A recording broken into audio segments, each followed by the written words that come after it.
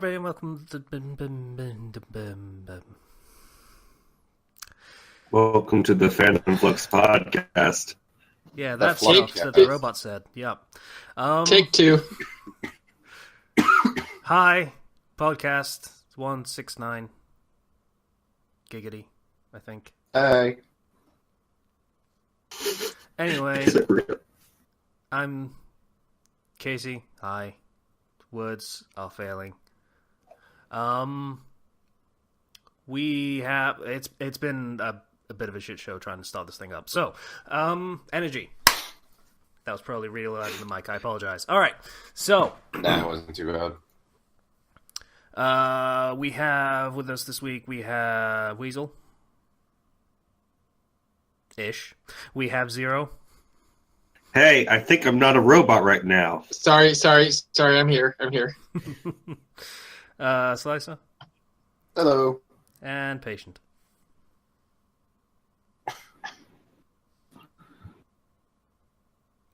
Sort of?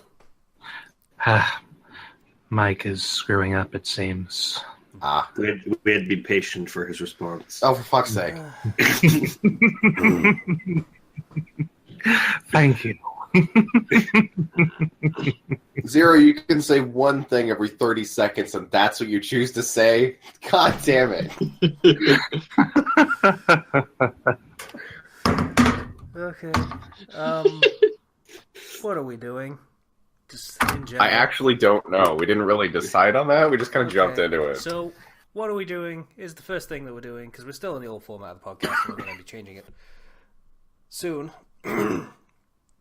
Remains to be seen whether that's going to be next week, because some people have been a little late on sending me schedules so that I can work out recording times. But, that's fine. That's fine. No finger pointing here, so don't worry about it. Point all the fingers. Yeah, I was going to say. That's fun. Well, to be fair, it's not only Zero, so it's whatever. Not that I'm pointing fingers. So we'll start with Zero. Why not? Well, we've still got him. Okay, my connection seems to have not grabbed itself. Yeah. So, I beat Nier Automata. Yeah, so did I. Oh. Got all the endings. I haven't done that, so don't spoil. Well, I did. Well, I did endings A, B, C, D, and E, which are the main story endings. I didn't go for any of the joke endings. Well, I did get some of the joke endings. Well, you can, if memory serves, there's like a chapter select once you've completed it enough times, I assume, and you can go back and get all the secret ones, the bonus ones. Yeah. I kind of went straight into the final ending rather than play around with the chapter select, so because I had some serious momentum. Did you do the bonus boss? I won't say who it is because it's spoiler, like holy shit spoiler. And it did get spoiled for me, by the way, and that pissed me the hell off. I didn't do the bonus boss, I just looked it up afterwards. Right. Because there is an ending associated with that, and it's missable. So. Yeah. I looked up all, because I'm not going to do all the endings. I don't have enough patience for that. So I just kind of went and... Patience. I just went and looked them all up after the fact. Yeah. I did get some of the funnier ones, but, I ate a fish and it killed me. Yeah, the fish one is one where if you... Yeah. It's basically, there's a researcher that's trying to get information on androids, and you're an android. Mm-hmm. So she basically says, hey, eat this fish for me. It's supposed to be really good. It'll probably kill you, but, sack up. So you eat it, and it kills you. But before you die, you realize, holy crap, that's actually a really good fish. Shame it killed me. Wow. Okay. No, it's Android. Actually. Android eating? Yeah. You're not supposed to eat fish, though. Because of the oils or something. And it makes the circuitry congeal or something along those lines. These androids eat. So, Nier Automata, good game. Yeah, Very good game. I can't stop thinking about it now after I beat it like that. I'm 5 gigs away from having it. My friend bought me a copy, It's like a full price game because he wanted someone to talk about his waifu with. I had like 84% battery, or not battery, 84% of weapons completed. I'm usually talking about percentages with battery. Weird. But 84% of weapons, and I was like, what weapons did I miss? I'm like, I didn't miss anything that great. I'm not going to go back and get them. I got all the good weapons that I wanted. Probably. Did you actually, or did you do some research and discover, no, you missed the best one? No, I did some research, and I was like, yeah, I ended up with some pretty good weapons. There's one weapon I'm a big fan of right now that basically just turns the game into Final Fantasy 15. Huh. Okay. Yeah, there's a sword called the Engine Blade.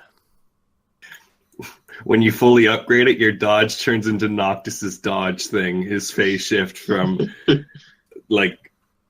Final Fantasy 15, and all the numbers and stuff that come up all the damage numbers are Final Fantasy 15 style, and it's hilarious. Yeah. I did find that sword, by the way, and I basically, as soon as I saw it, I was like, rolled my eyes and said, "Oh, 0," and just kept playing. Because he told me that beforehand. So. Yeah. Well, it's just kind of like I beat Final Fantasy 15, and I enjoyed it. It's not a perfect game by any measure, but it was fun, and so I had some fun memories of using that, fully upgraded it, and had the blue effects, and it's actually probably one of the best short swords in the game. So let's not ignore the fact that in Final Fantasy 15, all 4 of the main party members are gay stereotypes. Well, only if you look at it that way. Oh, I am. I think it's more intended to emulate a boy band, to be perfectly honest. Yeah. And boy bands are inherently gay. Not really. I say that in a good way. I'm a yaoi fan. I say that in a good way. I'm a yaoi fan. Yeah. Okay. So I just want to say, because I'm obviously not going to end up talking about Nier during my thing because we already talked about it. Yeah. One of the things I really liked is once you finish playing it for the first time and get the first ending, you start the game again, but you play as the other character, your partner character. Yeah. And what I like is when there's a startup sequence for the main character that you actually do yourself, so it tells you to set the brightness settings and set your auto. It records it. It records it. It does exactly as you did it. So it even got the fucking button presses that I got wrong. And I was like, why is it taking so long to start? And it's like, oh, I didn't realize how to set the brightness. Yeah. It was dark. I was so dumb. Yeah. We're talking about Nier Automata still, right? Yeah. It records you putting in your game settings, so that when you're playing as the other character, you're starting up the other character, and it's just it's done so well. Yeah. And it only gets better from there, from that route. See, I don't think I'll ever play it because that mole freaks me the freak out. It's literally a beauty mark. She's a robot. Gross. No, don't. It's a flat texture. Gross. It's a texture on her face. She's a robot. Ew. It's not even a mole. She's a robot. Think of it like a button. You just got to press it. Oh, okay, dudes. It's gonna sound weird, but I have a phobia of fictional moles. Yes, that does sound weird. That's strangely specific. I know, right? It's not even a real thing. Please? It's just a texture on her face. Please stop talking about it, or I may vomit. Okay. It's all right. Let it go. Let it go. Okay, I can't. I can't deal with this. So other than that, this week has been my spring break. I've been enjoying it, getting lots of sleep, recorded some stuff with Casey. Yay. After a long time of not recording anything. And I've been watching my little brother play through The Legend of Zelda Breath of the Wild. And he has discovered solutions to puzzles that simplify them so much that I feel ashamed of myself. Also been playing some of that Shovel Knight, Spectre of Torment. That game is really good, and it only gets better the more you play it. I'm really loving what they did to make it so different. Other than that, that's been my week. Okay. I'll go next because I don't have much to talk about aside from Nier, which, we've talked about already. I forgot to talk about this last week, but this happened on Friday, so it's technically within a week. I had my assessment for disability benefits that I've had to redo. That's a fun experience. Fun. Yeah. Let me talk to you for like 45 minutes about all the things that I can't do.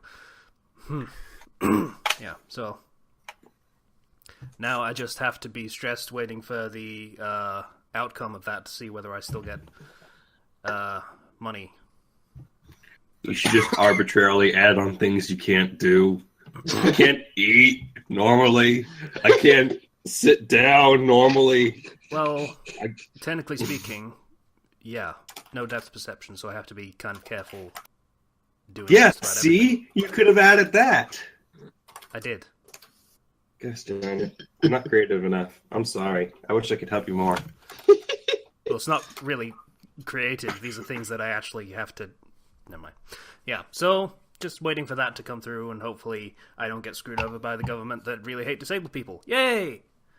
Yay! I'm rooting for you. Yay. Dude, you were describing me trying to get SSI as well. I assume that's the American equivalent of It is, yes. PIP. Yeah. It's American disability benefits, but they keep trying to screw me over. Yeah. I mean, I think a couple of years ago, they basically redid the entire system for them, and they had 3 different rates for the kind of support you could get. I was on the low band, and they've gotten rid of the low band, so...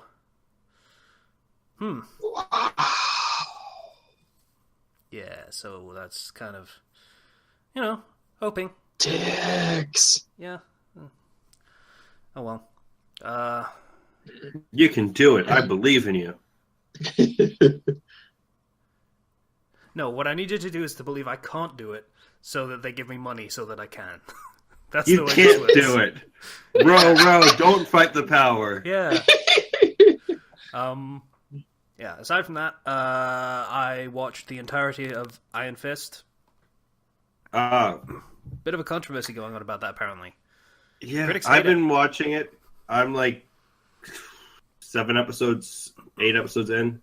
Iron Fist? Yep. Iron Fist. It's the new Marvel Marvel series. show on Netflix. Huh. Yeah. What's the controversy? Critics hate it. Think it's really, really shit. Audiences are ambivalent to liking it. Like 16% from critics on Rotten Tomatoes versus I think 80-something for the audience. It's like 80-something% on the audience. Yeah. Okay, 2 yes or no questions about Iron Fist. Shoot. 1, is he an alien? No. No. 2, is he Asian? No. That's the whole point.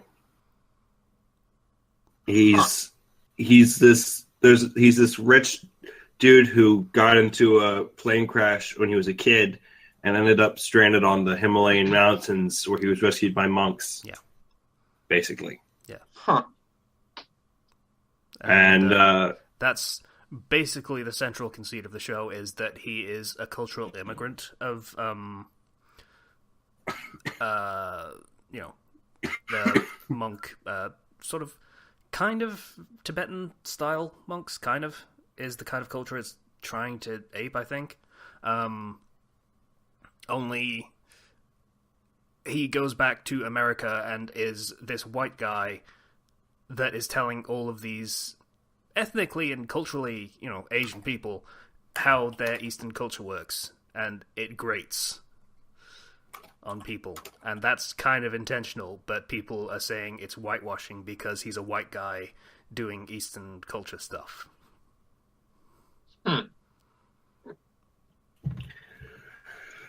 yeah,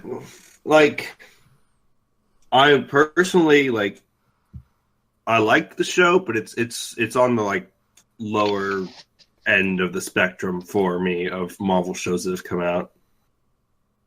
Like it's not the greatest show, but like it's fun. Yeah, it's not like it's average. It's not watchable. having fun watching it. There's plot holes like the kendo instructor's character arc makes no sense. Yeah. If you look back on it, the early stuff makes no sense given the context of the later stuff. Yeah, so it's okay, but it's not Daredevil, it's not Jessica Jones, it's not Luke Cage. No. So if you judge it by that, find better. Judge it by those high standards, and you're going to be disappointed. You'll find better fights in Daredevil or even Luke Cage. Because like the thing is, he has the Iron Fist, which is his superpower, where he can punch through things with like a super strength punch. Yeah, it's kind of like One Punch Man. If One Punch Man could only one punch every now and again, if he is in the right kind of mood. Yeah. And so, like, I think in the comics, he has in the comics, he has like. Yeah, in the comics, he has like a deeper mastery of it and everything. But like, it's not like you'll see an awesome action scene of him being Luke Cage and walking through a hallway and just tearing dudes apart, or him being Daredevil and like martial artsing against tons of people in the staircase or in a hallway, or like he's much more limited. I feel like There's a couple of moments that are like that in fight scene terms, but not many. Not as many as you would expect from a protagonist that is literally all about martial arts. Yeah. I'm like, just use your Iron Fist thing. And he doesn't. And he doesn't. Like, for most of the show, he can't. And that's probably a bit of a problem for the show. Yeah, because if you're going to call the show Iron Fist, maybe you show a little bit more of that Iron Fist. Let the character use it every now and again. Yeah. Also, they do the whole kill, no kill thing, and it's even weaker than it was in Daredevil. It is super weak. It wasn't particularly strong in Daredevil either, but this time it's just really stupid. Yeah, it's just dumb. It's handled extremely poorly. Kill, no kill thing? Yeah, like heroes aren't allowed to kill in comic book series most of the time. Like the Punisher is significant because he does kill. Oh, he kills everyone. He'll kill you and think you're guilty just for no reason. Yeah. But yeah, one of the central plot conceits of this is it okay to kill? And he's been trained and indoctrinated in the belief that a certain group needs to die and be destroyed. And he's like, should I do this? Should I not do this? The answer is yes. The answer is you yes. should. The Doctor character in the Marvel series is back in this one, and she is the worst thing ever in the show. Like, literally she phoned it in. You can tell. Like, the even so, character? the script wasn't great for her either. No. The night nurse girl. Yeah, she was introduced in Daredevil first season, like I think the second episode, and she's basically been a recurring character in all of the shows. Yeah. Huh. But she's yeah. She comes out of nowhere, literally out of nowhere in this show, and it's kind of like she comes out of nowhere and then just refuses to leave, and she's like, "No, you're gonna give me a part in the show. I'm getting a part in the show. You can't tell me to leave. I'm gonna get a part in the show." That's honestly what it feels like. It's. I'm reminded of the recurring joke in Yu-Gi-Oh! Bridge from Bakura. Hey, can I be in this episode? Oh, bugger! Yeah. Oh, speaking of Netflix, did you see the trailer for the Death Note Netflix thing? No. No? They're doing a Death Note with white people. Okay, well, I can actually. That doesn't. I mean, I know. I know. It actually looks kind of good, but like people are already saying it's going to be crap. Well, in fairness, like, the Death Note films in Japanese, so it's supposed to have like a really good horror director attached. So I don't know. It could be okay. I never watched Death Note, so like I just thought I'd bring that up. Yeah, I mostly think you watched mentioned it for a the few times. yaoi. Oh, Because it's Netflix just US like and Canada Death Note teaser. If there This- was, a white person that was going to be like Yagami, that looks like him. yeah, Mm-hmm. and that just came out like yesterday. So Okay, I'll probably give that a shot and see what that's like. yeah, Does it I'm have willing like to give it a release shot. time or something? I don't know. I think it was. I don't remember. I'll double check. Okay. Yeah, I'm down for that. Oh, August 25th. Oh, that's a while away. Yeah. Oh, that's Yeah. my older brother's birthday. So yeah, Iron Fist is Mediocre. mediocre. not terrible, but not great. I'd hesitate to call it good. I really Yeah. hated the Doctor. I really, really hated the Doctor. So much. At this point, I'm more watching it just so that I'm not left behind on anything in the TV universe. Yeah, I mean, they're going to be doing a Defenders series, which is all four of them put together. So Yeah. Punisher. it's going to be Nick Daredevil, Cage. Luke Cage, which is Power Man, Jessica Jones, and Iron Fist. I've never heard of Jessica Jones. She has a really kind of horrifying story in the comics. It's basically translated pretty well into the show as well. Yes, her powers basically the just material- Luke Cage's, but What? Wait, what, No. Slicer? aren't her powers just Luke Cage's, only she's a woman? No, she No. is very strong, and he is indestructible. Oh, I see. Yeah. I just keep thinking about the fact that from what I've seen, the only person in the Defenders with a costume is Daredevil. So he's going to be in the corner dressed up as a devil like a weirdo when they do the Defenders. Everyone else is going to be in like their street clothes. Well, I imagine the first thing they're going to do once they make a Defenders team is go to that one guy that Daredevil uses to get his clothes. And just says, hey, make us all clothes now. He's like, okay. Hi, I'm Luke Cage. This is Jessica Jones, and that's Daredevil in the corner. He's a weirdo. Does that mean they're gonna get costumes, or is he just gonna continue to be the odd man out? He's the only person that goes by his superhero name. I mean, he's blind, so nobody actually has to. I think you They're just- say they have costumes. Yeah, they just tell them they have costumes. God.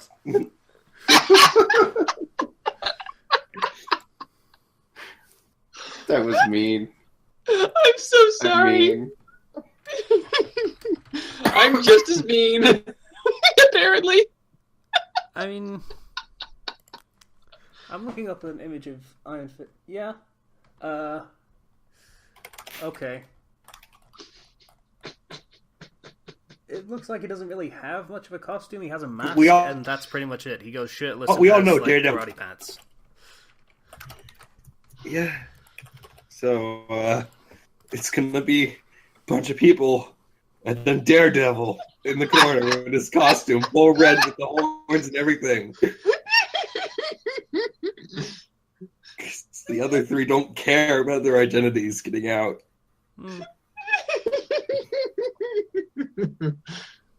In fairness, yeah, he's pretty much the only one with a secret identity. Really. It's gonna be so weird. I love it. Anyway, I hope that show's good. Yeah. Am I the only one who's tired of like superhero hiding their secret superhero life from their family thing and for family and friends? I mean, it just gets old when you see it too much. About the only thing I'm glad that Inuyasha did is that Kagome was very open about her adventures with her family. And they're totally cool with it. I'm like, oh, there's no secret identity thing. That's refreshing. Sorry, done. Well, there's like the only person who keeps their identity secret is Daredevil, and that's because literally everybody wants to kill him. So Yeah. Because a lot of people after him, yeah. literally everybody in every criminal wants to murder him, and he can't. One of their mother. He can't be a lawyer if he's going to get shot in court. I get what he was a lawyer. No, I understand why they do that, but it is kind of a tired trope. I get it. And none of the Marvel heroes in the movie universe really have a secret identity, anyways. Yeah, everyone seems to know Dr. Banner is the Hulk.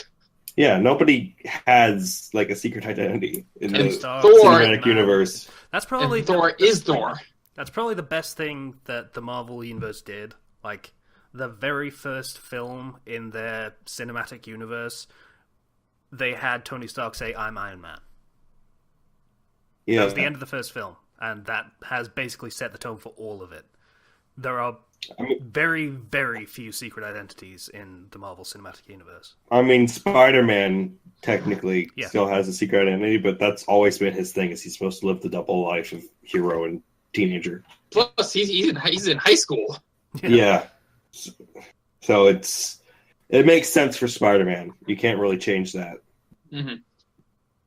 Though I really do think Aunt May deserves to know, at least. I think in some comics you might find out, but I don't know. Comics are weird. Yes, they are. Trying to think. I only really know the main universe for Marvel, and in that one, it's the Civil War storyline. And he reveals his identity. Oh, you poor child! Someone immediately kills Aunt May. Immediately. Oh, you poor child! You read Civil War? No, I didn't. I've read wiki articles. Oh, okay. Yeah. But it's probably one of the worst Marvel storylines, which I don't know. So I don't know why they're so obsessed with it. Yeah, I mean, the films, they didn't do it amazing, but they did it way better than they did in the comics. And I do hear that Marvel Ultimate Alliance 2 at least tries not to make it so bad. Ultimate Alliance 2 was fun. I remember that. Yeah, they at least try to make the Ultimate War storyline not so ham-fisted, I guess. Yeah, any game where you can play as Deadpool is good by me. How about the Deadpool game? Oh, that's good too. I've actually heard it's pretty good. I even saw a Let's Play of it. It looks fun. It's actually pretty fun. Oh, okay. Anyway, now that we've talked about Marvel for about half an hour... breaking goodness. Yeah. Yeah, I'm not a big fan of the fourth wall humor. That's probably why I only thought Daredevil was okay. Zero's gone, I've gone, so... Patient. Not too much to say. Well, I've got a job now, so that's nice. Yeah, nice. Income! What did you do? Pizza delivery driver. Oh, cool. Ooh. That's right. Patient, you do realize that you are essentially a superhero, yes? Ignoring that. No, seriously. You, someone tell him that he's essentially a superhero with me. You saved the day with the pizza. Okay, consider this. Most superheroes' names end in man. Superman, Batman, Pizza Man. And he delivers pizza to the hungry people. Weasel. People like us. Weasel. Stop. You know what else ends with man? Robot masters. But we don't talk about them. I'm just trying to make him feel better. I don't need to be made feeling better. I feel fine, Weasel. Okay. If I need to be made feeling better, then I'll let you know. Okay, Maybe. I'll be in my corner.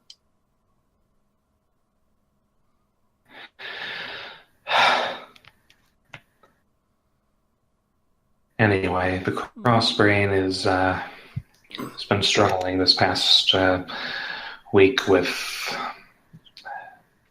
fluctuating inspiration and busy schedules, so we haven't gotten a lot of work done. We've got some brainstorming done, a couple of other SI fix that we have in mind. Oh, cool. It's basically going to be covering, well, Cross is mostly Zomniac, so we have two in mind, one of which is going to be mostly Hornet, and one of which is going to be mostly me. We've got the verses planned and some of the characters planned, and I think that the plans are coming along nicely, so that's good. Aside from that, classes are going well. Semester coming to an end relatively soon, and after that I'll just have 2 summer courses to take, and then I'll have my bachelor's degree, so that'll be good. Sweet. And after that, I'll see. I'm planning on seeing about getting a job in editing or technical writing if I can. So Cool. that's what I'm aiming for.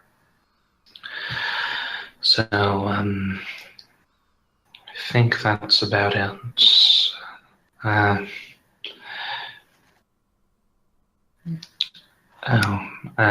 No, that falls into the category of recommendations, I think.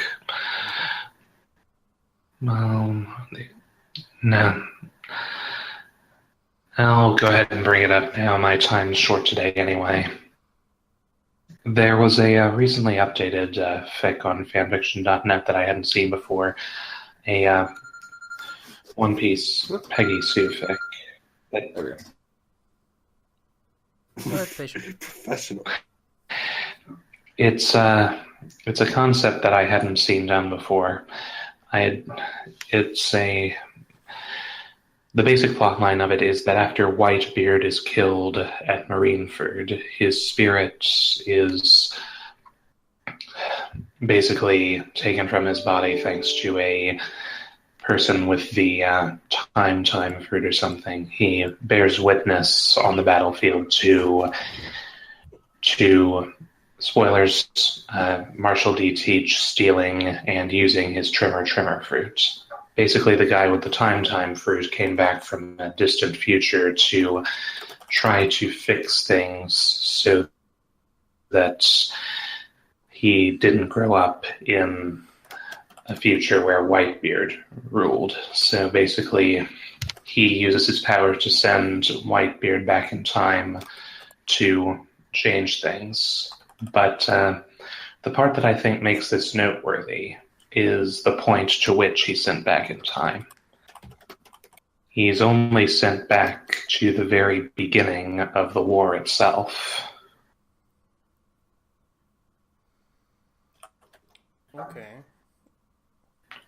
So basically sent back in time by no more than a few hours and just able to do the war again. So it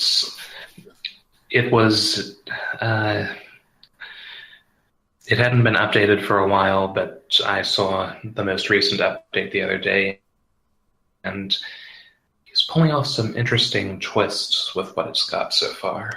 So Can we get a link? I might recommend. Yeah, I'll drop a link. Meanwhile, someone else can. That's everything that I've been doing this week. So who's next? Cool. Weasel? Well, let's see. Most prominently, and this has taken up the bulk of my time the past few days, I picked up Paper Mario: The Thousand-Year Door for the Dolphin emulator. Ah. Okay. Spinning the control stick is a challenge on the arrow keys. But other than that, I've gotten as far as I'm right about to face Dupless as Mario. You know, the guy who steals Mario's body. Yeah. Oh, okay. That guy. It's probably appropriate you don't remember his name, considering he hides it. I remember his name. And part of the plot of the plot is you have to find out his name. And then you have to find the letters to spell his name. Yes, you can't enter his name sooner because the P is missing. Lowercase p. Yes, the lowercase p is missing. Do you have an Xbox controller? Unfortunately, no. Dang. Yeah. All my consoles are back at my parents' house. Yeah, I got myself like a special controller just for like games on the computer. I totally should, but I last I checked, ThinkGeek does sell USB controllers, but I can't afford those, and I don't have a bank account to actually pay online with. Well, there's what you can ask for somebody to give you. Tater is my sugar daddy. Oh, sorry, Spoken is my sugar daddy. I call him Tater. I still don't get that because his avatar's a lemon, but whatever. On Skype, he is known as Darth Tater. Oh, okay. Well, you know, that is the most terrifying thing a Darth could be. Funny enough, he actually can't eat potatoes because of, I think it's some sort of allergy or... No, not allergy. Some sort of digestive problem. But he says because he's shaped like a potato. A kawaii potato. Okay. I'm so confused right now. Because he's large and round. Okay. That's oddly terrifying. Like, I know Brother, I shouldn't be scared of this thing, but I kind of am.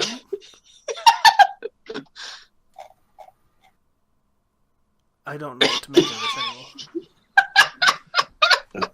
anymore. Darth Mr. Potato Head was linked in the chat. By the way, you do get the joke behind Tater's icon, right? Or Spoken's icon? The lemon with sunglasses. He's John Lemon. Oh. Ugh. God damn it. Ugh. I can't. For his cross-brain avatar, he is the John Lemon head with a bare body and a suit. Okay. Anything else, Weasel, you've been doing? Before I went to bed last night, I was right about to face Dupless's Mario, so that's... Yeah, I'm going to do that after we're done recording here. Other than that... and I got the green Yoshi! The Yoshi's color changes depending on how long he was in the egg. I got green! I like the black Yoshi because he's edgy. Other than that, medical work, legal work. I just had a doctor's appointment the other day. Yesterday, actually. Funny story. So I finally stopped being in denial and realized that I have depression. Good. Okay, that's a good step. Yep, so I asked, my psychiatrist what we could do about that, and she proposed a double treatment to deal with both my depression and my blood sugar. Peanut butter. It solves most problems. Sounds like a solid plan, actually, as silly as it might sound. Best psychiatrist ever. You know what my previous psychiatrist would have said? Here, have a drug cocktail. Yeah. That sounds about right. Peanut butter helps with everything. No, peanut butter. God damn. I've got a jar right here with me. I need to order groceries, so that's fine. I'll order some fucking peanut butter.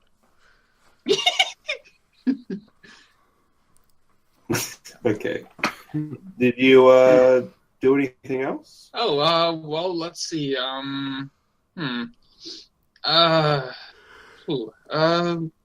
Nothing else comes to mind. It's been a pretty quiet week.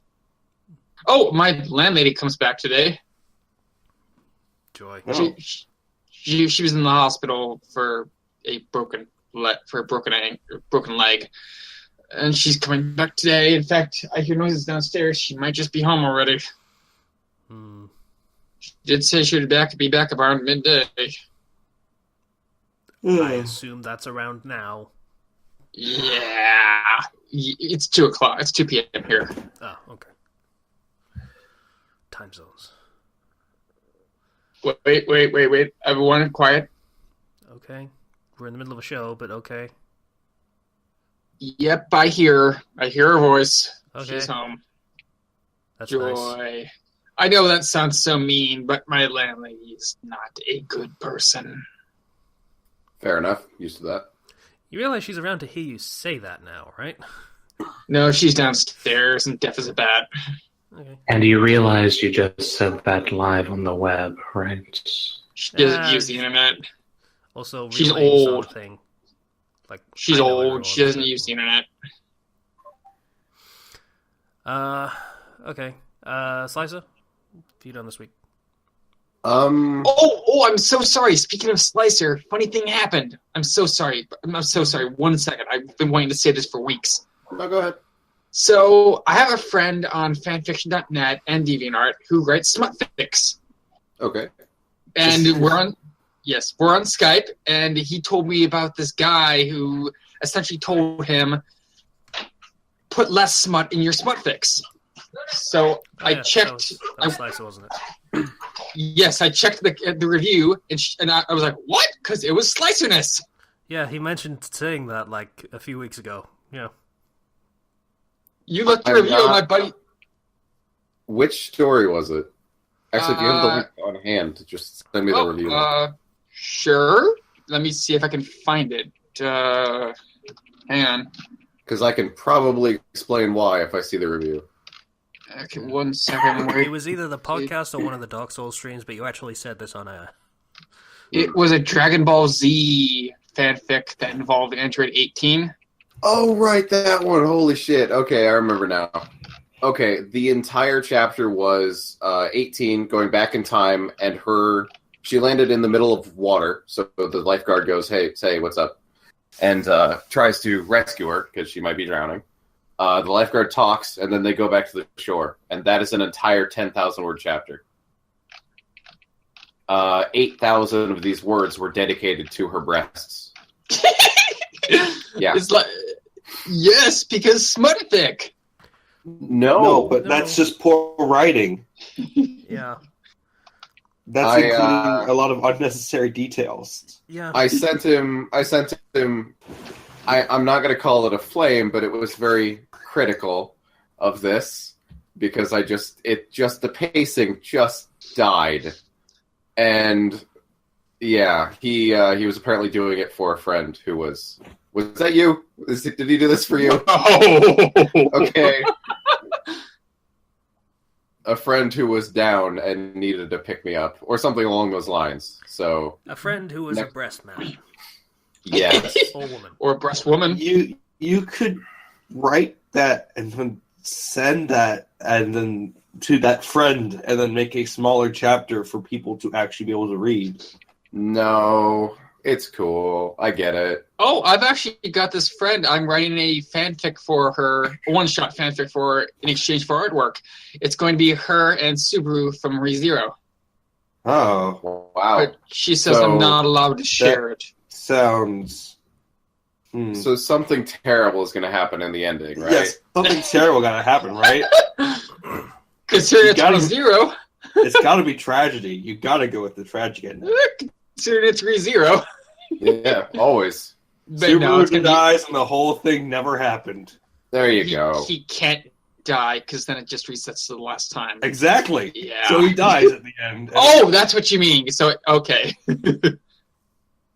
She just And then wouldn't fluff, but I may do that just to fuck with her. Can't get Please fluff do. in ReZero. That's impossible. Subaru is her husband, though. Mm. Okay. Mm. And to be As honest, he is husband no material. Okay. Yeah, Casey doesn't agree with that because I- he has I his don't own care. judgment. I But just let's don't go. care. Can we stop talking about this now? Yeah. Slicer? Just trying to make someone I sorry. actually don't remember the last time I've been on a mainline podcast as opposed to just like streams and stuff. Yeah, mainlining. So it's been a while. I had bronchitis for like 3.5 weeks. I still have a cough, but we think that's more of an allergy thing. It's allergy season. Fuck. Yeah, it sucks. Sucks ass. Mm-hmm. And then I'm on Allegra, which makes it feel like I'm very distant from everything. At least the first few days I'm on it. So thankfully I'm adjusting. That's... You're flying? No, it feels like I'm in third person in a Skyrim or a Bethesda game. Oh. Yeah, it's really uncomfortable. Or it did, thankfully. That went away yesterday. So. I wonder if anyone will get the music joke. I doubt it. Probably not. The whitest man in Skyrim. I love that title! Okay. It's pretty great. Bring it up every episode. I'm sorry. Yeah. Slicer, you were saying? I want to say I've gotten quite a few games over the past few weeks. The most important one, like I mentioned before, was bought for me because my friend wants to talk about his waifu 2B. So Ew. I have to play the game now, which I already wanted to play. I want to stress that. I did want to play the game already. I have to play it, and then we're going to talk about crossover story ideas. A2 is a better waifu. No. You haven't finished the game, Casey. A2 is a better waifu. Fair play. In the first run, she barely shows up, so yeah, okay. Fair play. Isn't that the boy one? No, A2 is the girl. Is the the third. Yeah. Oh, A2 okay. is the second girl who appears on the cover. Oh, sorry, I Right forgot to into mute the when I mic. did that. Right into Into the mic. Right Sorry, I into the forgot mic. to mute. And there was an elephant here briefly at the Fandom Flux studio. Yes, It's left now. I blow my nose very loudly. I apologize. Okay. Right, yeah. Let's see. I got my taxes back. My car is broken down multiple times. Thankfully, nothing too bad as far as fixes go. I slid off the road back when it snowed a little while ago. Oh, man. I rode a ditch like a half pipe and got back onto the road. So Nolly. Skills, can't beat them. Yeah, it turned out pretty well. I cracked the bumper just a little bit, and one of the wheel wells needed replacing, but that's like a $50 fix total. Oh, So nothing too bad. cool. And it seems like one of the wires to my starter just kind of popped off. So it just stopped working when I was in the Dollar General parking lot. So I just had to leave my car there for a while. Thankfully, they didn't tow it because it's a tiny town and they barely get any business anyway. So, which is really good because my It's plan. not like someone would steal your car at that point, really. Yeah. The most valuable thing in it is the laptop that I always take around with me. So, yeah, it's sad, but it is a really old car. So, 1, 2 Cavalier. So, yeah. It's actually a good thing I stopped at that Dollar General for a drink because my plan was to get gas in the city, and they would not have let me keep my car parked there. And it's such an old car, I cannot put it into neutral without starting the car, so I couldn't move it. Or at least I don't know how to. You might be able to. I'm not sure. So, yeah, it's a good thing that didn't happen. And honestly, that nothing really life-changing has happened. So I'd say that's about it. Fair enough. Oh, wait. I played through Horizon. I've played through most of Horizon. Is that any good? Horizon Zero Dawn? That's the one. Oh. The story starts out kind of kind of boring, but it really draws you in, and about halfway mark, it gets really good. Sweet. The story does. I've actually heard good things. The combat is always terrible. Always. You're fighting robots with a bow, you do no damage. Even with, like, the specialty arrows. It's just terrible. And this would normally be a small critique, but the game is mostly combat. So, combat and collecting things, and gathering resources constantly, because, yeah. So, it breaks out about even, honestly. One thing that really pisses me off, though, is after you get out of the starting area, you find this ruin, or rather, I did.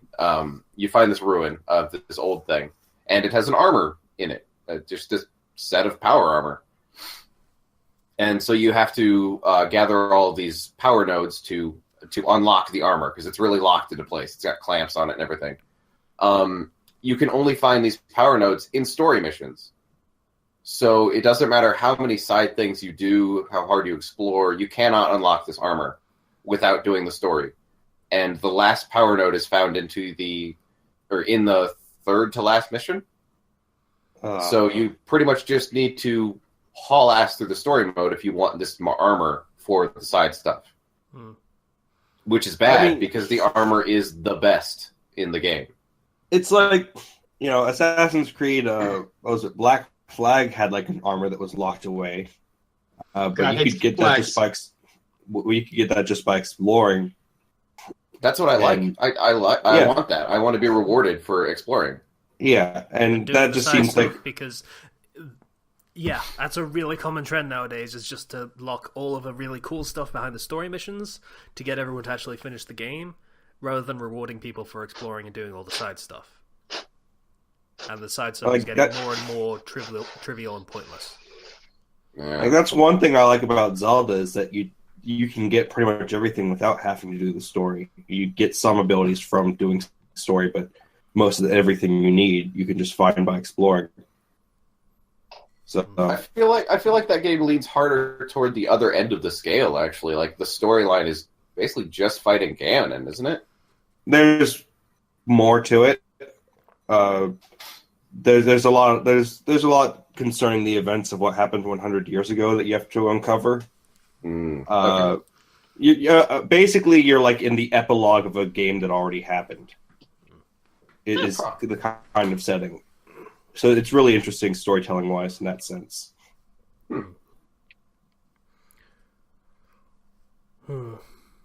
Yeah, I'm probably just playing Horizon wrong, because you can use corruption arrows to basically berserk enemies. You can straight up hack enemy robots so they're on your side for either, I think it's like 30 seconds, a minute, or forever, depending on how many upgrades you have. So, yeah. Yep. That's my take on it. It's what? Is Aloy Archer waifu? No. It's Aloy. That's the joke, is her name sounds like a metal. But, yes. I wish it was just Alloy. I just want it to be... oh, man, that pissed me off. Anything else? So is Aloy Archer waifu? No. Still no. That's about it. Yep. Does the title ever make sense? Yes. Actually, that's the reason the plot gets good, is because you find out what Zero Dawn means. And presumably what Horizon means. I think it's pretty obvious what the word Horizon means, Casey.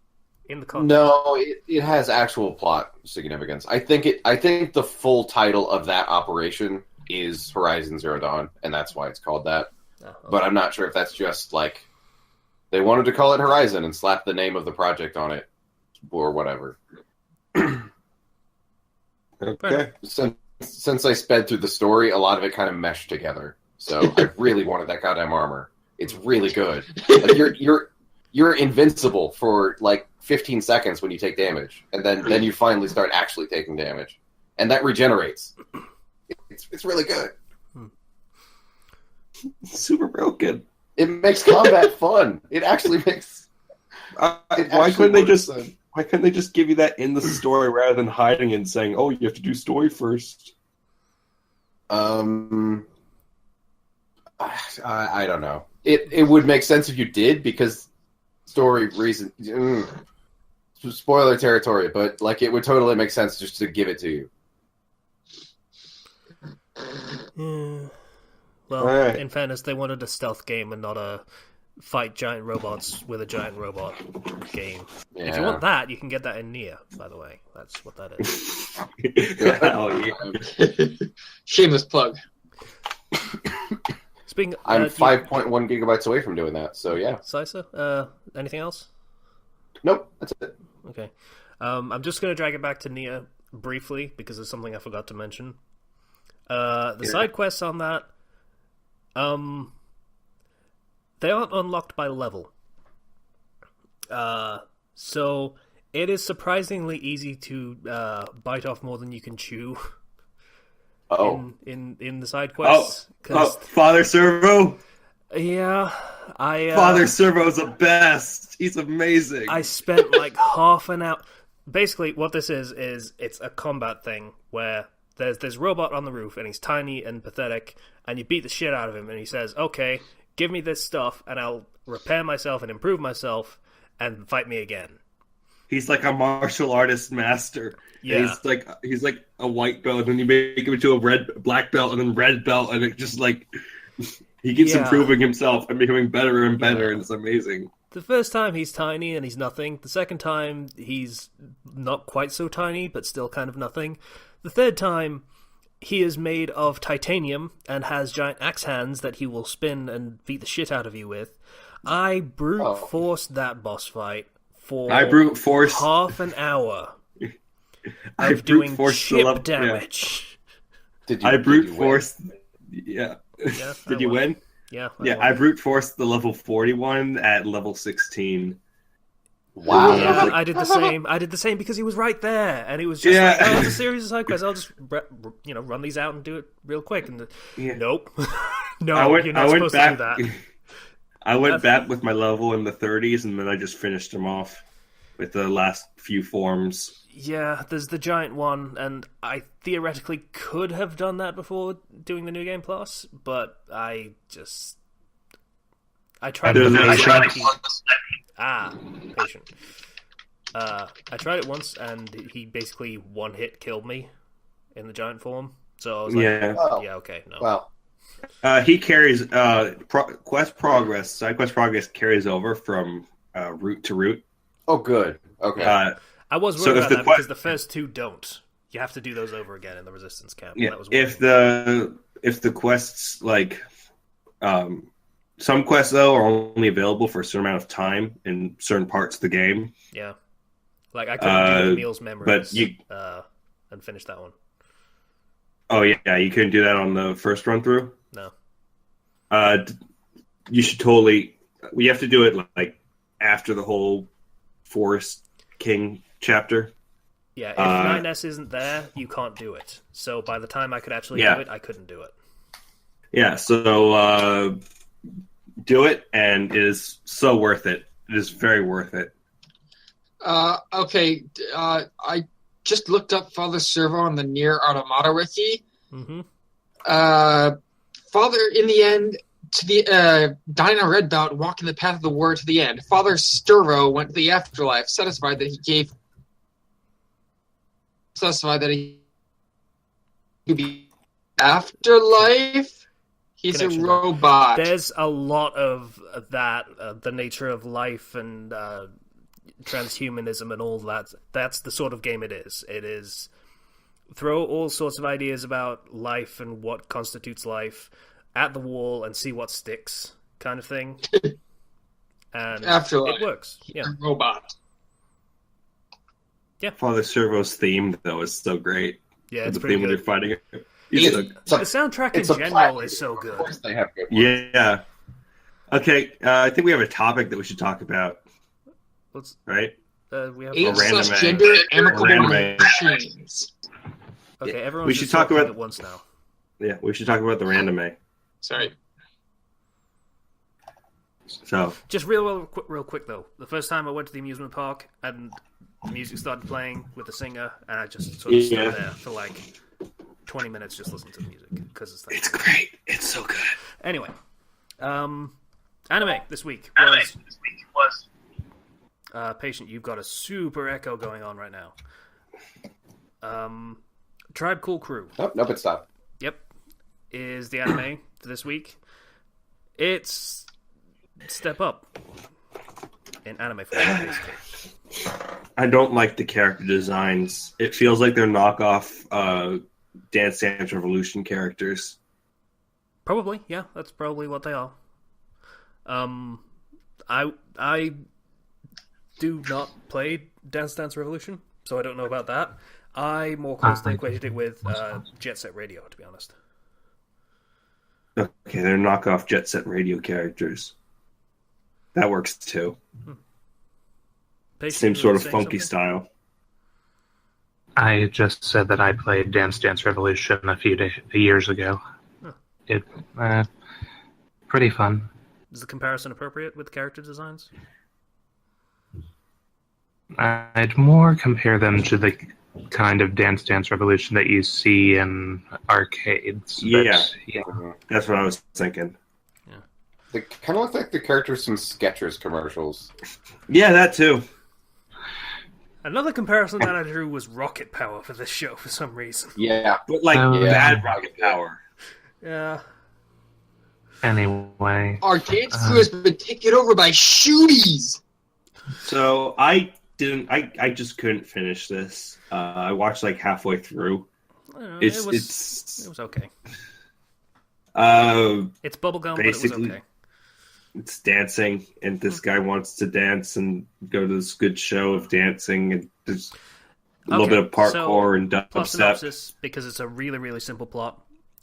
This kid goes to this basically empty community center type building that no one goes to, and dances outside of the building for some reason,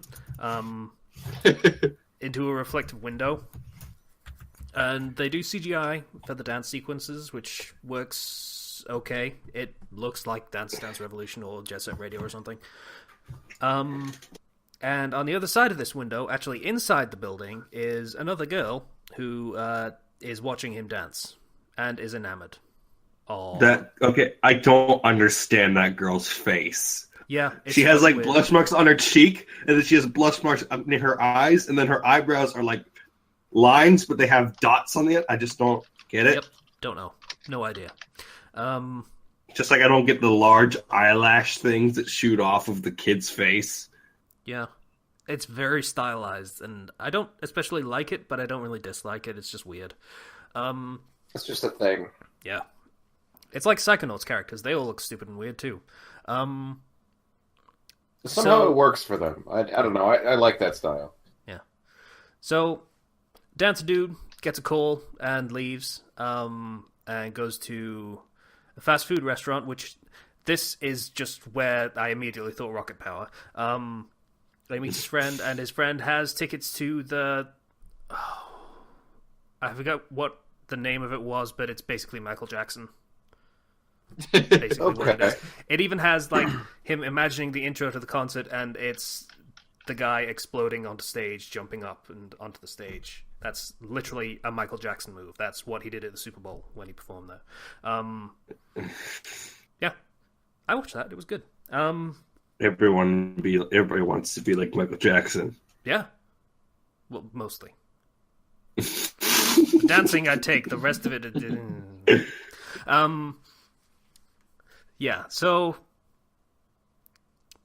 they have tickets to the show, and they're super happy, and then a lot of inconsequential stuff happens, and no one cares. Then they watch this video of a girl that's posting her videos on YouTube, and she's really good, and she's a dancer, and she has pink hair like the girl that was in the community center. She wears a mask. And then the next day happens, and... the dude dances to the song that the girl was dancing to in the video. And the girl dances to the same music from inside the building on the opposite side of the window. They dance for a really long time, which is kind of impressive, because I don't know if you've danced for like 8 hours straight, it will kill you. Yeah. Yeah. So, the sun goes down, and he can actually see through the window because it's not as reflective anymore, and sees her on the other side. And she runs away, and he chases her down and says, "Hey, meet and greet, and it's cute and stuff. And let's make a team or something."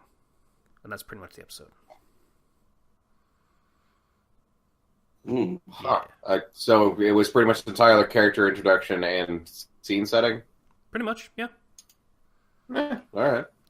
That's the standard for most first episodes, so yeah. And like I say, it was pretty solid. It was bubblegum. It was very cutesy. It was very, very made for kids. Not like little kids like that fucking Kami-sama or whatever the crap it was, but like from your school system, I'd say elementary school kids kind of thing. Okay. Yeah. So, yeah, it's fine for what it was. I like the soundtrack. Bubblegum as that is too. It's catchy. Well, that's good. I mean, yeah. Not bad. Yeah. I mean, if you're going to have an anime about dancing, you should probably have a decent soundtrack to go with it. Yeah. Like, if the soundtrack was bad, the show would just be trash. Yeah. And the dance Oh, but animation trash, but you is certainly also wouldn't want to decent watch as well. it. Yeah. So It's a show that is okay. It's not a show I'd watch, though. yeah. It's good for what it is, kind of thing. Yeah. Patient, your thoughts? You've muted yourself because of the echoey thing, but Well, I liked it all right. I mean, it was sort of uneventful, but I do have something of a thing for music. I suppose I liked the plot of the show, essentially. It's not sure if I'll be watching any more of it, but I liked what I did see.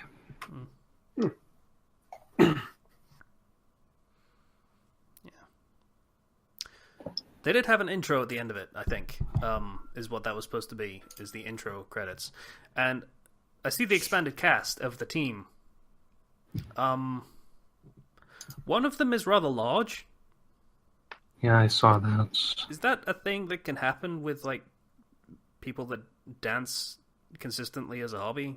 Like, I'm not saying large as in, stocky or something. I'm talking, spherical. Round. Yes.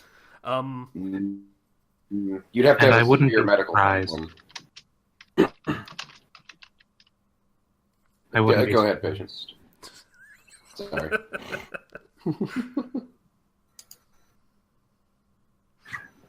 Either way, though,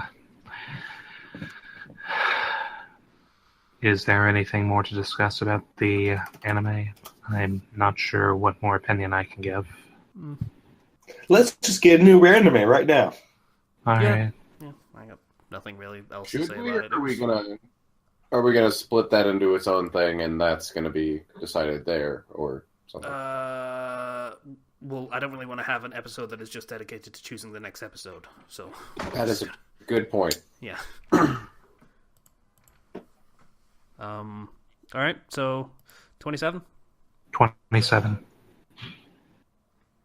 Oh, that's the symbols, isn't it? Is that the number that you picked? Was 27?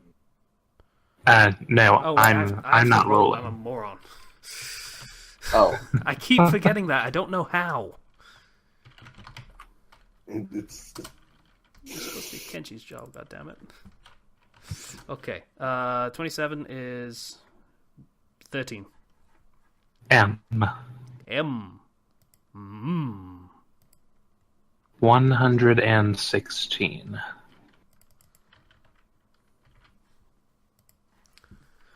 43. 43. And the winner is...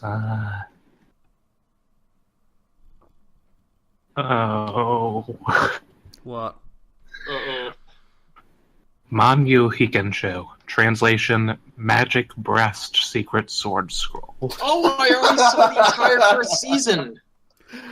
entire first season. It's amazing. all right. This is going to be a What thing. was the name again? Manyuhi Kencho. Oh, okay. Okay. Okay. Oh, Don't fucking really Christ. want to translate that The title. first sentence. In this current era, breasts mean everything. Yes. That's it, veto. Oh, patient, come on. I've already Yeah. seen it. This will be easy for what's me. the anime I called? expected that. Manyuhi Kencho. Okay, I don't. Can you link it, Hang Casey? on, I'll type it. Okay, if you want to veto, then you're committing to being on the anime show, patient. Oh. You say that as if I didn't intend on being on the anime show in the first I didn't know. place. I wasn't sure, because there are things that you don't really want to, see. Like Specifically that. this. Like, if you can veto it, but if it comes up again and no one else vetoes it, you would still have to watch it. That's the way clan it was works. known as the We'll see Manyu, what and the skill was the ability to administer a sword strike that could shrink the size of a woman's breasts. That's a terrifying power. This might not seem like an ability that can exert power over a land, but in Manyu Hikancho, large breasts denote status, wealth, fame, and influence. I'm committing yeah. to veto it, so Okay. roll again. But the Emperor is crushing more on Silence, his weasel. ass. It's gone. Bye. 18. See ya. I've already seen it though. It's At a good 18? anime. You said Mm-hmm. R, Can't. which is 53. What do we got, Casey? I'm probably going to watch that other show anyway. Just it sounds amusing. 33. Say that again. 33. 33. All All threes. right. And the winner is Ring ni Kakero, or Put It All in the Ring. Boxing, wrestling. Yeah.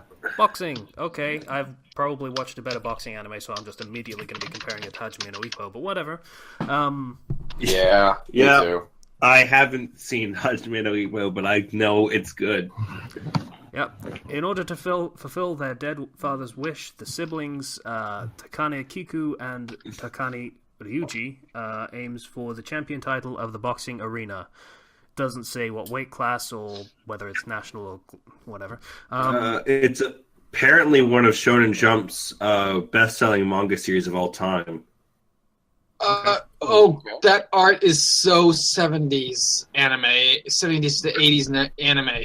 Yeah, it ran between 1977 and 1981. Called it. Huh. Okay then. Like, Called it. The manga, rather. like I'm fairly certain there's very specifically, like, not Hajime no Ippo, but another one that's like the boxing anime. That's... Oh, Don't sorry. do that. Sorry. Oh, elephant came back. The elephant came back. We're getting it out of the studio right Sorry. The sister Kiku will act as the trainer, while her brother Ryuji will concentrate on the role of the boxer and learn the boomerang. Okay. His battle with many rivals has led to the growth and maturity of Ryuji. The junior high boxing tournament... Oh, it's a school one. Okay. High boxing tournament has begun, and Ryuji will be fighting with his arch rival Kenzaki Jun. The battle begins. now. Okay. Alright. So... Might be good. Maybe. I doubt it.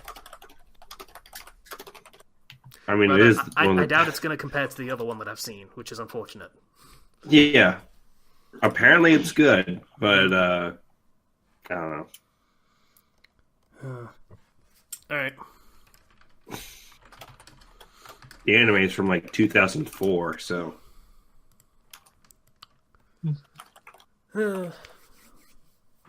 Maybe. Alright, so that's the anime for this week, and we've been going for about an hour, just over. Wow, that was way under the usual time. So Oh right, we started half an hour late. So yeah. yeah, we did. Yeah. So, topics. And unfortunately, this is the point where I have to bow out for class. Apologies, everyone. All right. Okay. Not a problem. Have fun in class. I'll catch you next week. See you later. Okay. That was me stretching. You done dying? Okay. Oh, All right. I got out of bed and sounded like immediately death. sat down and didn't move for like 2 hours, so yeah, I'm stretching. Sue me. Fair enough. Oh, hey, I did practically the same thing. You want to stretch? No. Sure. Okay. Yeah. Sure. The fuck were our topics again? We didn't have any. We're going to do the Yeah. ones from last week, remember? Right, found them. Getting the reader invested in characters. So, you're writing a story. You have these great characters. fanfiction specifically, you have great characters. They're already there for you. Original characters. People, generally speaking, hate these characters just by default because they're not the characters that they want to read about. Yeah. Or just in an original work, just generally getting people interested in the characters and caring what happens to them. So, the question becomes, how do you do that? How do you accomplish getting the reader invested in the characters specifically? Not necessarily the story as a whole, but just the characters. Because that's a good inroad, really. The easiest way to have anybody invested in a character is to have that character be funny. That's subjective. Humor can be real hit or miss. It is, yes, but like the people who find it funny will like that character a lot. Typically. Yeah, I mean, yeah, humor's subjective. If you hit their being funny, like if you're good at it, the crowd that likes that specific type of humor will probably just already be down for everything that you're writing. If you can get that character to be funny in a way that a certain audience appreciates, then yeah, win. For those people specifically. But only those people. Yeah. Otherwise, like the thing is, there's no perfect solution to getting people invested in a character because everybody's looking for different things. Like specifically in OCs, we've mentioned it before. You know, the fanfic sleeping with the girls, that one. Yep. I cared about that OC because he was like it was the opposite of the typically assumed thing of, oh hey, I'm in this world as a fan of the series or whatever. And now all of a sudden I got all the girls or anything. It's the exact opposite, where now I'm getting beat up and, oh gosh, what am I doing? I'm going to die here. And I began to, yeah. Hardship and struggle is another really good way of doing that. Is having them face something that maybe they're not prepared to face. And that's really like, the thing when you're writing a character is you set them up and you have a character that comes into a conflict, and that conflict has to be something that challenges them. It has to be something that this character is not necessarily prepared for, something that they can't really handle with or deal with effectively. Otherwise, there's no conflict. And that's how you want to go with it. You want to have that character come off as really human and relatable. In that they struggle with things that they're not really ready for. Yeah, I mean, as an example of something that really would not have worked on me if I had read the work directly, as there was a novelization for, I think it was a novel set between the Dragon Age games. And it introduced the character of Cassandra, who is maybe not quite as ridiculous, but she was a little bit of a Kai Lang. She was the badass because people tell you she's a badass, basically. Yeah. And what she does in that book is ridiculous. It's like one of the worst things, like the hardest fights in the games that you as a player struggle with when you're playing as one of the heroes of everything, and she literally walks through it. So that's a bad way to get people invested, is to just have them not struggle. That's how you get someone to dislike a character. In fairness, if you do that in a very specific way, you can get someone invested in hating that character and wanting to see their comeuppance, but that's a different conversation. There is something to be said for the ability to make someone care in the negative sense for a character. They want them to die, fail. It's the character that has everything and gets things easily. That's the character you typically want to hate or see fail, because they always succeed. And that's the problem where you have fanfic authors who make their main character that character. Their OC is that character. Yeah. And one thing I want to bring up, Nier Automata did it took an approach of the main character 2B is pretty stoic, but stoic is one way of putting it. I'd put it as intentionally emotionless. She is very determinedly shutting down her emotions. Yeah. But that's how we're first kind of introduced to her. And what really got me invested with her was her interactions with other androids out there. Her interactions with 9S, they basically become straight man and funny man. They become like a comedy duo almost in their interactions. Yeah, as well as her and her operator as well. Yeah. Like there's lots of little things they do to really, because like if your characters tend to be more serious, you have to define them through their interactions with others, and that's what can really like get you more invested in them. I feel like. Yeah, I mean, to be honest, Nier was the reason I brought this topic up last week. Not that we ever got to it, but I'm glad we actually didn't do it that week because I've got way more to talk about now.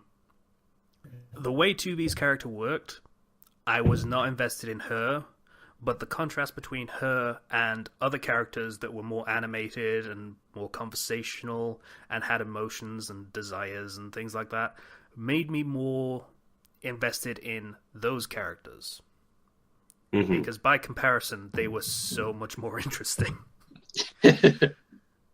Yeah. Like, I think Nier specifically does that well, but getting invested in the protagonist as the character you're playing as is kind of important, and that took a while to. And then you play and then you go through the next run, and you're playing as a different character. Okay, don't do that if the person that you're trying to show as if your character is one-upping a canon character, don't do that. That is a good way to flip it around and make someone hate your character. Yep. Like, look, this character's backstory is so much more tragic than Sasuke's, or he's so much more cheerful than Naruto, I guess, or something. That's really what I enjoyed about...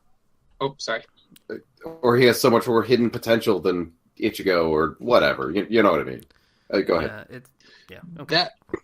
That's what I really enjoyed about Zen's art online. Zen never at any point outshines or overshadows Kirito. Kirito is still the hero.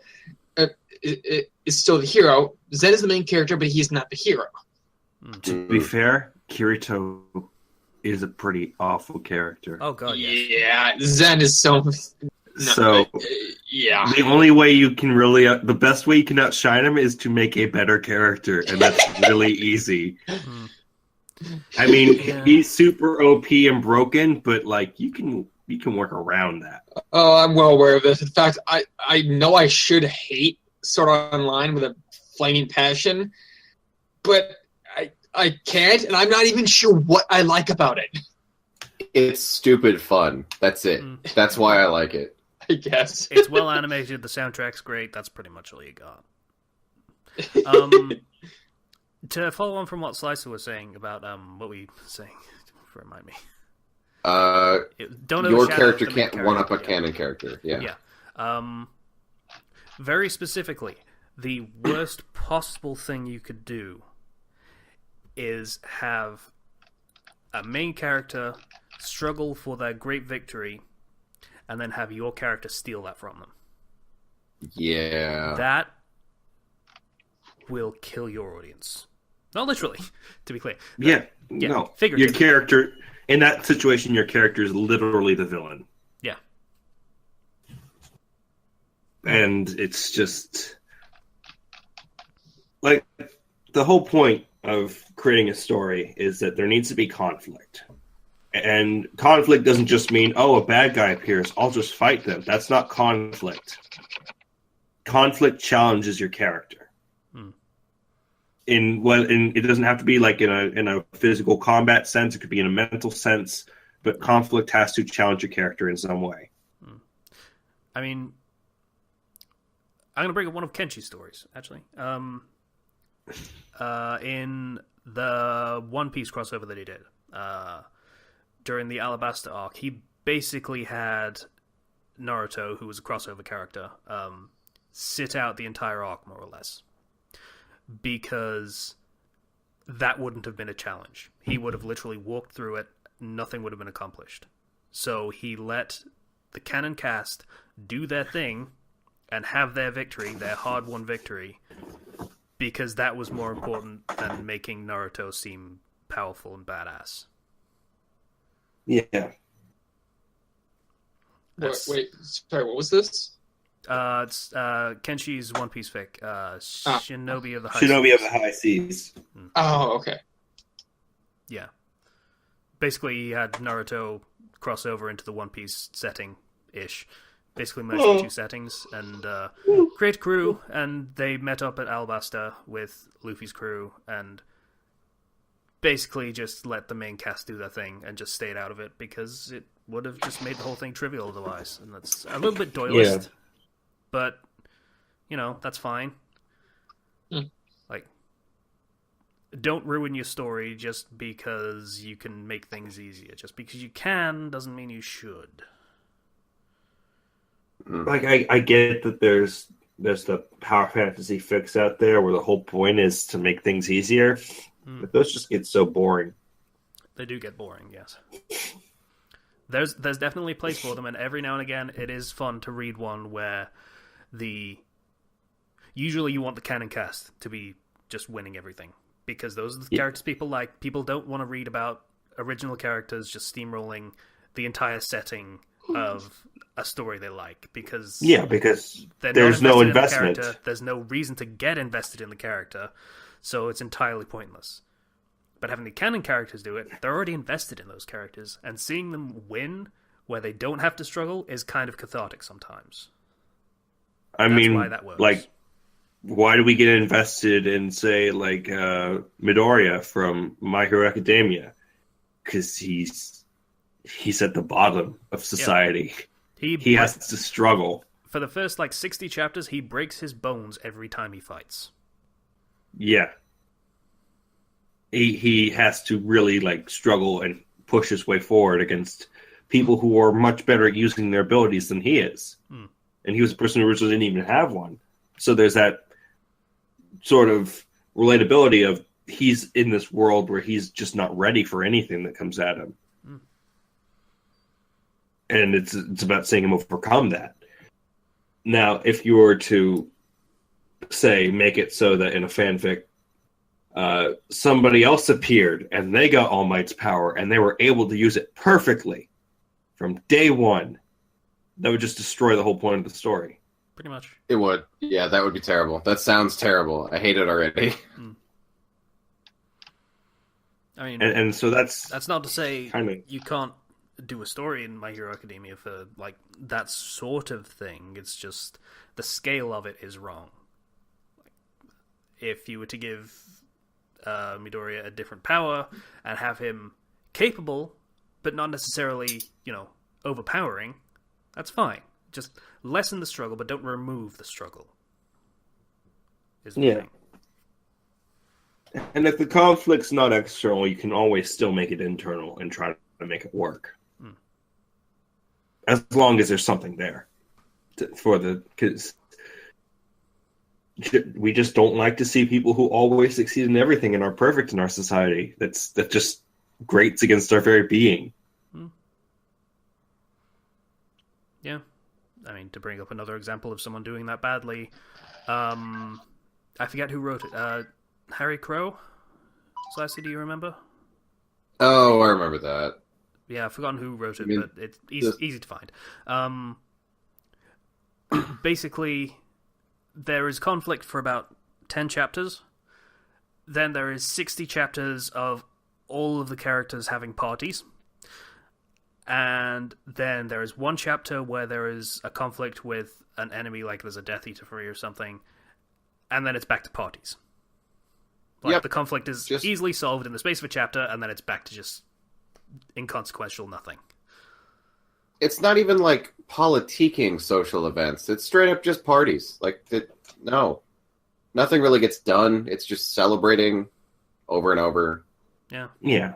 Your story doesn't always need to be in conflict. There doesn't always need to be a conflict. There's a place for setting up conflicts, but you can't just have 10 parties back to back to back to back. Yeah, back to back.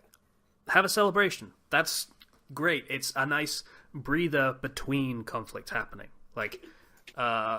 We just for example, to push the Harry Potter thing because why not? We successfully saved Sirius and everything. It's great. We, Dementors and stuff, and everything's fine. Let's have a party and stuff. And then something else terrible happens. The party happens and everything. It's nice catharsis. Everything's okay. And then the other shoe drops and something terrible happens. And the new conflict starts. It's a breather. It's not the focus of the story. I think we've gotten a little off track. Anyways, that's getting invested in your characters, I think. Yeah, I think we covered... That was the original intent. I don't know where we went from that. It's really hard to get a word in edgewise when you two are talking to each other. Sorry, Casey. Sorry. Very vocal opinions. Yeah. Do you have anything you want to add? Nothing that I remember. Oh. Well, sorry. Sorry. We just like talking about writing. Yeah. I do too. It's just I can't get. You guys seem to elbow enjoy talking your, about it. Elbow your way in. Elbow your way in. Yeah. Just shout over us if you have to. Kind of, yeah. That's kind of how you do it. A little bit. I tried, but then I felt bad. Don't feel bad. Yeah. No regrets. Also, someone said shout over us. Don't do that. Your voice is way too loud to shout over us. You would blow out the audio immediately. But well, okay, I'll just be over here in my corner us, then. Talk over us, so that you actually get a word in. All right. Next topic. I guess. Unreliable narrators is the next one. Boy, I do love me an unreliable narrator when it's done well. Jonathan Swift. Not familiar. Jonathan. Mm-hmm. Famous literary novel author. He made Gulliver's Travels. Oh, okay. Yeah, I'll probably recognize the name of the story before I recognize the author. He's also famous for his works that are intentionally made to make you question the sanity of the author, such as A Tale of a Tub and A Modest Proposal. A Modest Proposal, seriously proposes that since the only thing the Irish can create for free is their own children, they should sell them for food. Wow. When you say seriously... Yep, meant to make you question... well, it's proposing it, but the author's serious about it, but the reader's not meant to take it seriously. Right. You're meant to question the sanity of the author. Okay. The new show that's been out lately, Legion, has a really good unreliable narrator, and that unreliable narrator it's kind of like the camera is the narrator in the way it follows David, aka Legion. This doesn't even have that name yet in the show, but it follows David, and it goes from it starts off going from what he sees and what he views. And a lot of the time it shows things that you'll find out later aren't necessarily real. And it's done very well, because the whole point of the unreliable narrator is it makes you question whether or not you can actually trust the narrator, and leads to some very interesting mysteries in a story of what actually happened. You got anything to say, Casey?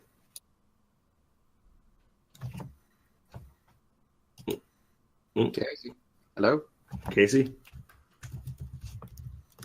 I guess he just bounced. He just said to be right back. Casey just die? Oh, No, okay. He's probably using the bathroom real quick or something. So, Slicer, what do you think for unreliable narrators? You pretty much nailed it when we first started the topic. It's something that is very difficult to do well. Like, and yeah. I feel like people try to use it when they shouldn't. Like all the time. Like, you don't need the narrator all the time. Like, unreliable one, I mean. I have to mention a case where it actually doesn't work. Okay. Oh, yeah, go ahead. Has anyone ever heard of Danmachi? Yeah. Yes. Problem with it not working in Danmachi, at least it's more prominent in the original light novels, is that it occasionally switches narrators, but it's mostly Bell. But regardless of who it is, it's from a first-person perspective, which means that the lore is not always actual lore. It's more. It might actually be just how the character perceives the lore of the original world, which is not good when the reader needs to get this word straight. Yeah. I'm okay with that on the basis that it's clear what character the perspective is in. Oh, yes, that's actually the problem with a friend of mine's writing Wandering Letters. He switches first-person perspective, but he doesn't always make it clear who the first person is. I want to bring up some film examples. Here's a bad one. The movie Sucker Punch. I love that movie.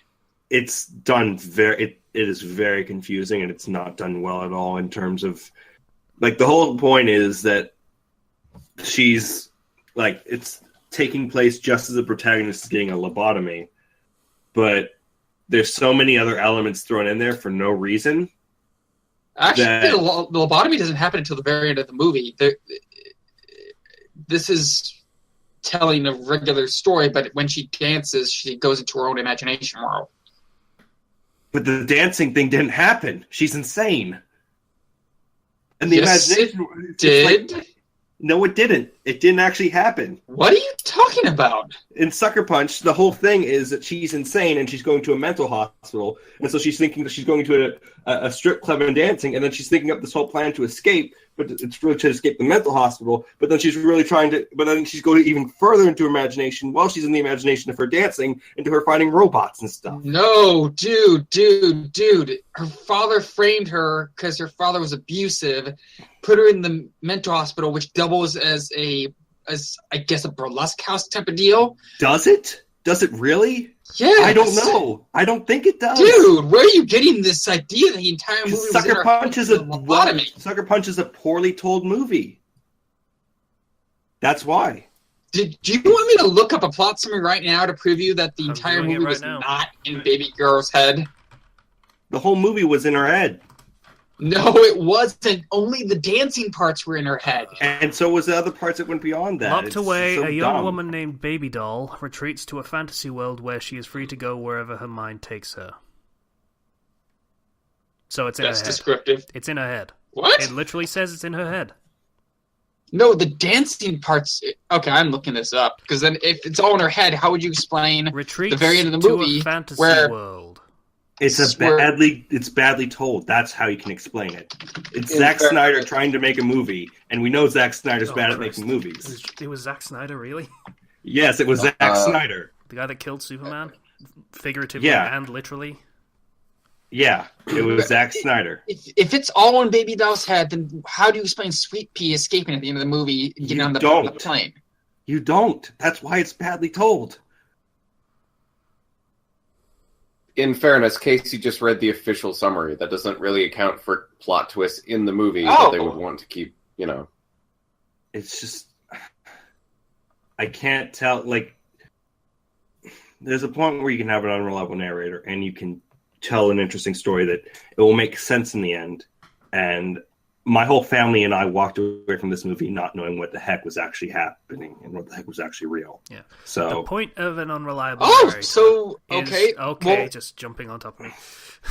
I'm sorry. I got caught up in what I was reading and commenting. And I was about to... Sorry. Okay.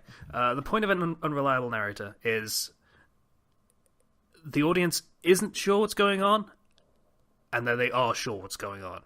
It's supposed to be confusing until it's not confusing. It's not supposed to stay oblique. It's supposed to eventually clear itself up. Yeah. Okay, sorry. The whole burlesque house thing with the dancing, that's fake.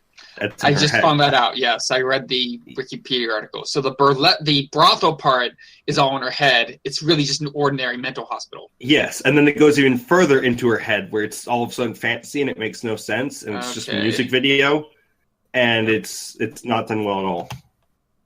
Okay. I don't think anyone actually cares that much about Sucker Punch, but I'm glad we played. I just want to bring up. Okay. I haven't seen the movie, so yeah. My first favorite movie is Scott Pilgrim versus the World. Okay. All right. That one's got that, I believe. So, or you could claim it does. I'm not really sure. Comics do. I don't know about the film. I haven't seen it. How about the movie Fight Club? Oh God. Yep. Yep. Like probably the most famous example. Yeah. Done well. Yeah. Don't talk about Fight Club. I guess we should move on then. Club. Yeah. I don't know how that film got successful when the entire tagline was basically "Don't talk about this movie." Casey, you got any other examples? Slicer, you got something to say? No, it's just like I feel that movie was successful because people just said, "Hey, go see it." They didn't really talk about it; they let you watch it, and then they talked about it. So, yeah. Remember those days where that was possible? No, not really. Yeah. Maybe I'm just around a lot of people that like to spoil things, but yeah, no.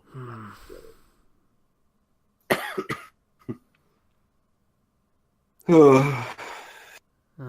So, any other examples of unreliable narrator? I'm trying to think of one, and not many are coming up, despite how many things that I watch are to do with like mental stuff. It's just not as common a trope as one might expect. Yeah. Probably because it is actually a legitimately difficult thing to pull off. Like, okay. Surprisingly enough, How I Met Your Mother is a surprisingly good example of this. Like, oh, yes it is. The entire concept is a dad is telling stories to his kids. And because he's telling stories to his kids, he edits out... embellishes them. He embellishes and he edits out things that he doesn't want to really tell his kids about. So whenever he talks about smoking pot with his friends, he uses the euphemism of, "we had a sandwich." And they, yes! And they have them in the show just eating sandwiches. And oh, God, yeah. It's a good sandwich. Kind of thing. Yeah. And whenever a character would use the heavy C word, they would replace it with Grinch. Because it happened to be a Christmas episode. Because he didn't want to say that word in front of his kids. Makes sense. Fair enough. Probably one of the best examples of it is... I think it was like season 5 or something. I don't remember, because I was dropping off the show a little bit at this point. But there's an episode where it basically reveals that for the entire show, the main cast had been smoking. But he never mentioned it, because they'd all quit by the time he's telling the story. So it's kind of like a special episode about don't smoke kind of thing.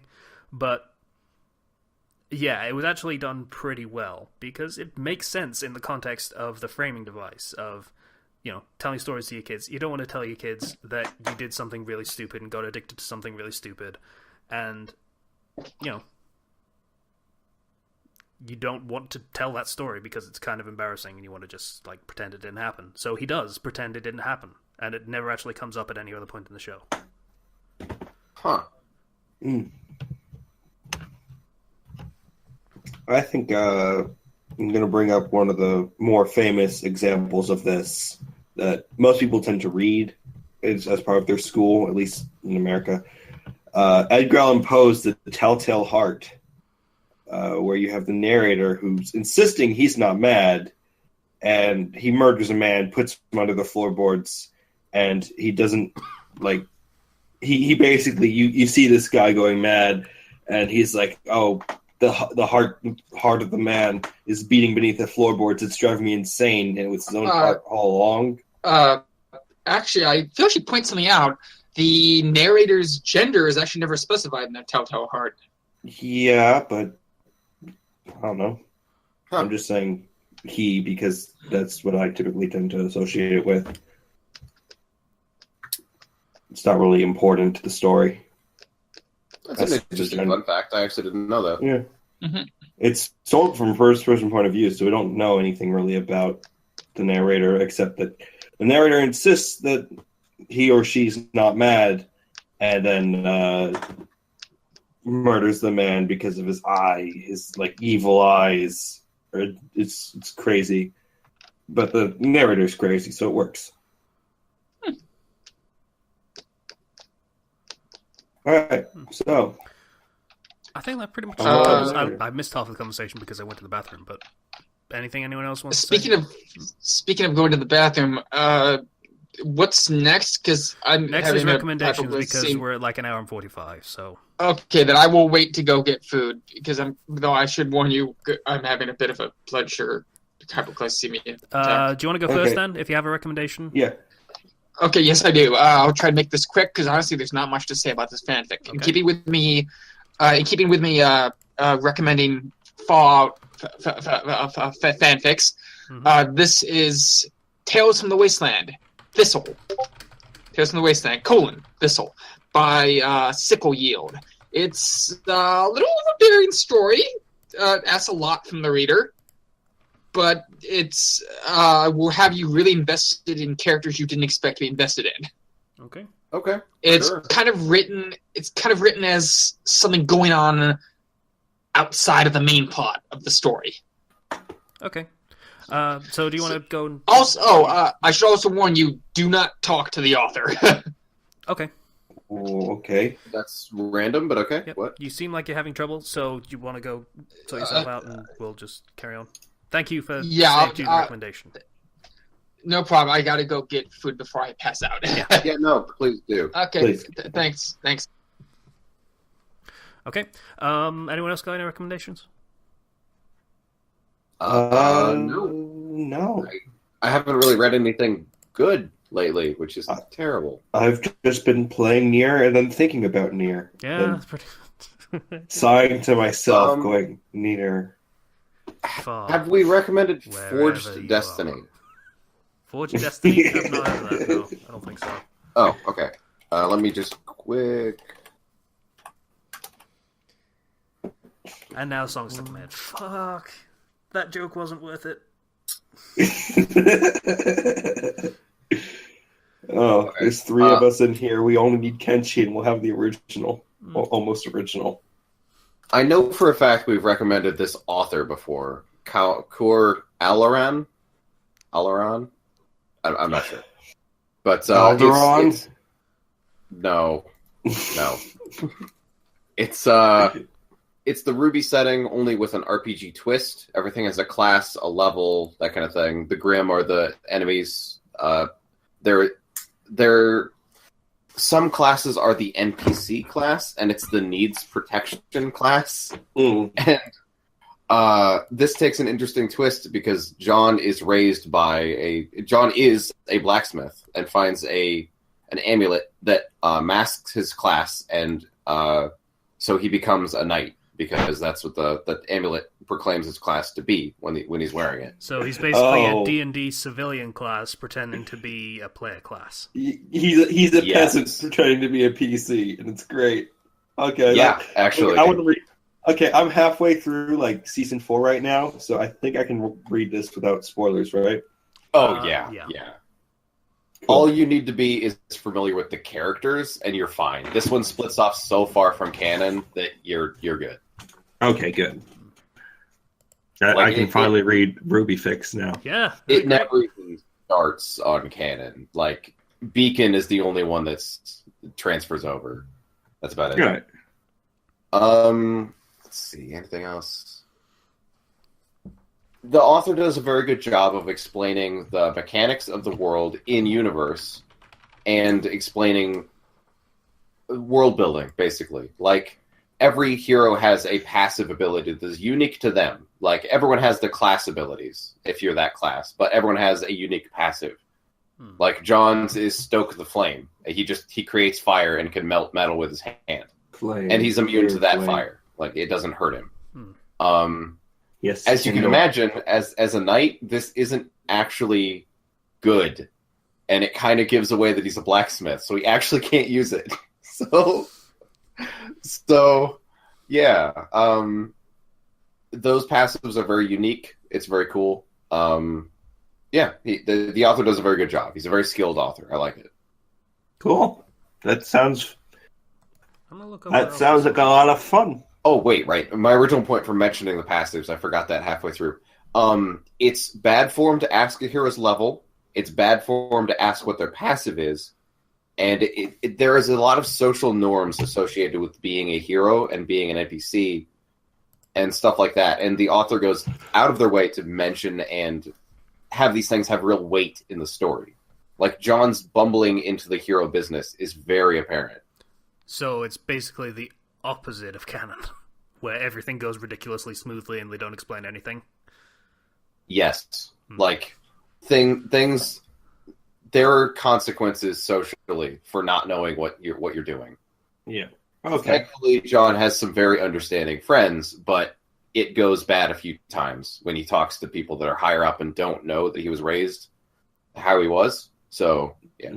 This kind of reminds me of I was reading this manga a while back, in which it's set in this, like, it's high school, but like everybody has these like predetermined roles that they're going to live out their lives to, and like one person has the role of hero, and one person has the role of like Demon King, and the main character is a villager. Well, no, it was a. Did it get an anime adaptation? It was just a manga, but. I watched a show where everyone's going to this school and he wants to be a priest or something, but it turns out his destiny is to be the Demon King, and then it's a horror series. Oh no, that's something else. Demon King Daimao. Thank you. That's a different series. But the whole point was the main character was a villain.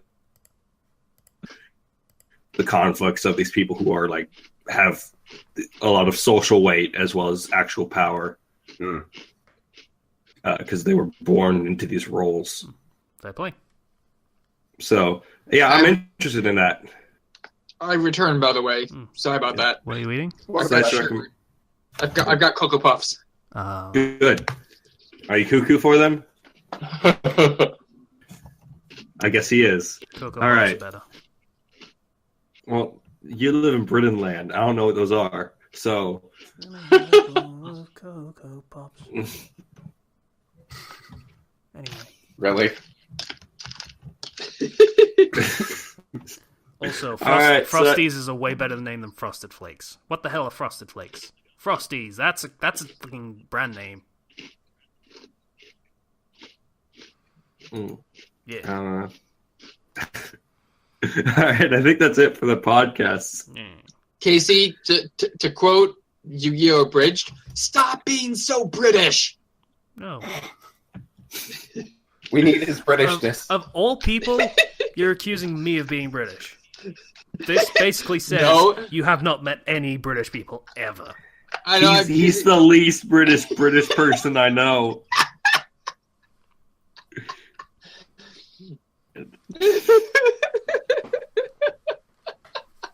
Including Guy, I know like 4 British people. Maybe 5. I'm multicultural, thank you. Actually, wait, no, I think I know 6.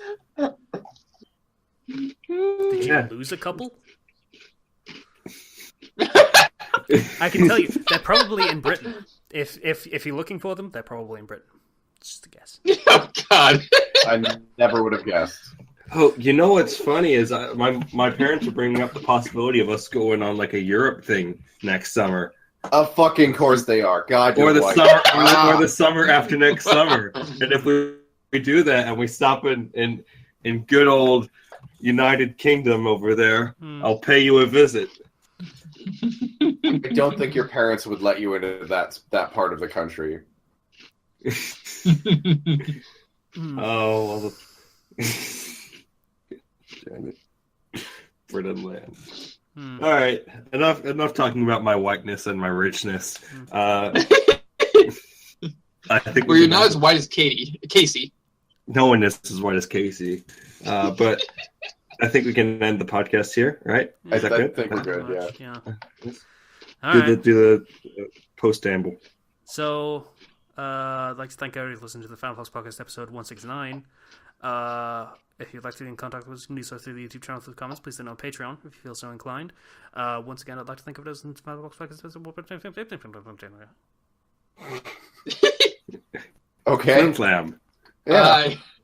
See you guys. Bye. Is the show over?